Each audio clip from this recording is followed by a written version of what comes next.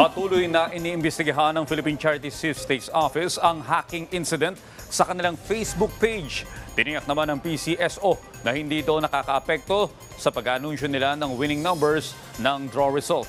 Si Noel Talakay sa detalye. I'm happy to announce na we have now gained control again of our Facebook account. Kaya maaari na po tayo uling tumingin ng mga information na gusto natin doon po sa ating Facebook account. Ito ang inanunsyo ni Philippine Charity Sweepstakes Office o PCSO General Manager Mel Robles matapos mahack ang Facebook page ng gaming agency ng bansa.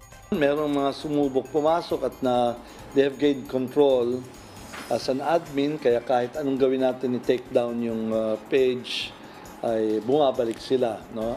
Sa halip ng mga winning numbers sa loto, hubad na babae at isa pang malaswang larawan ang makikita sa My Day ng Facebook page ng PCSO. Ayon kay Robles, nagsasagawa na sila ng investigasyon sa nangyari. Kasama dito ang Department of Information Communication and Technology o DICT para matiyak na hindi na ito mauulit pa. Nagpasalamat naman si Robles sa DICT sa pagtulong sa kanila na maibalik ang kanilang FB page.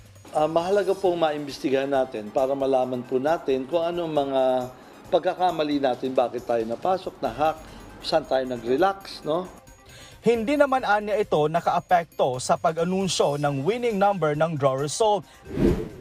Samantala, umabot na sa mahigit 230 million pesos ang jackpot prize ng 649 Lotto draw. No winner pa rin nito. Sa Huwebes o December 7 pa ang sunod na bola nito. Pero palagay ko, itong pagkakataon nito ay parang pamasko sa ating mga mananayan. Nakakaasa po kayo na ang inyong taya ay napunta po sa magandang in a good way. Sa bawat taya po ay may kawang gawa.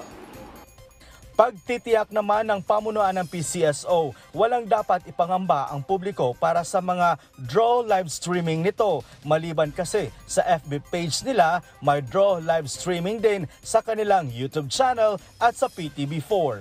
Noel Talakay para sa Morning Show ng Bayan, Rise and Shine, Pilipinas.